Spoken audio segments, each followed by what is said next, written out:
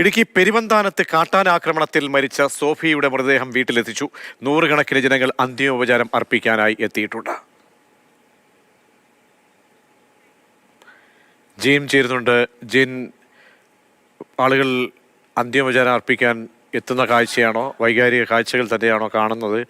എപ്പോഴാണ് മറ്റ് സംസ്കാര ചടങ്ങുകളൊക്കെ തന്നെ പൂർത്തീകരിക്കപ്പെടുക?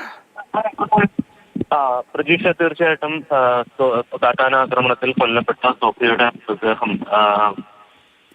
ചിന്നാപ്പാറ സാഹ ജുമാ മസ്ജിദിൽ പൊതുദർശനത്തിന് വെച്ചിരിക്കുകയാണ്. വീട്ടിലേക്ക് കൊണ്ടുപോകുന്നില്ല. അരമണിക്കൂറോളം പൊതുദർശനം ഉണ്ടാകും. ഇപ്പോൾ ഏതാണ്ട് അവസാനിക്കാറായിട്ടുണ്ട്. നിരവധി പേരാണ് അവസാനമായി കാട്ടാനാക്രമണത്തിൽ കൊല്ലപ്പെട്ട വീട്ടമ്മയെ കാണുകയും അന്ത്യോപചാരം അർപ്പിക്കുന്നതിനുമായി ഈ പള്ളിമുറ്റത്തേക്ക് എത്തിയത്. അതിനുശേഷം മുണ്ടക്കേറ്റിലെ പള്ളിയിലാണ് ശവസംസ്കാര ചടങ്ങുകൾ നടക്കുക.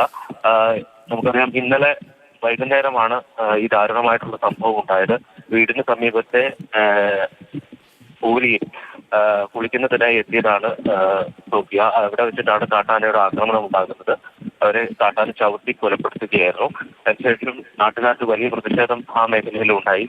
ഇവർക്ക് അർഹമായ നഷ്ടപരിഹാരം നൽകണം, അതോടൊപ്പം തന്നെ സോഫിയയുടെ കുടുംബത്തിലെ ഒരംഗത്തിന് ജോലി നൽകണം എന്നതടക്കമുള്ള ആവശ്യങ്ങൾ ഉന്നയിച്ചായിരുന്നു പ്രതിഷേധം. പുലർച്ചെ 4 മണിക്ക് ശേഷം മാത്രമാണ് അവിടെ നിന്ന് മൃതദേഹം മാറ്റാൻ കഴിഞ്ഞത്. ജില്ലാ കളക്ടർ എത്തി ഉറപ്പ് നൽകിയതിനു ശേഷം മാത്രമാണ് നാട്ടുകാർ പ്രതിഷേധം അവസാനിപ്പിച്ചത്. ഇപ്പോൾ ഇന്ന് 5 ലക്ഷം രൂപ സോഫിയയുടെ കുടുംബത്തിലെ 4 അംഗങ്ങൾക്കായി വനംവകുപ്പ് കൈമാറിയിട്ടുണ്ട്. 5 ലക്ഷം രൂപ കൂടി നൽകും എന്നുള്ളതാണ് പ്രഖ്യാപിച്ചിരിക്കുന്നത്. അതിന് നടപടിക്രമങ്ങൾ പൂർത്തിയാക്കി ആ പണം കൈമാറാൻ ആണ് തീരുമാനിച്ചിരിക്കുന്നത്.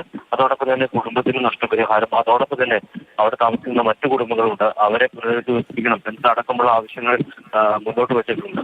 ആ കാര്യത്തിലെല്ലാം അധികൃതർ ഉറപ്പ് നൽകിയിട്ടുണ്ട്.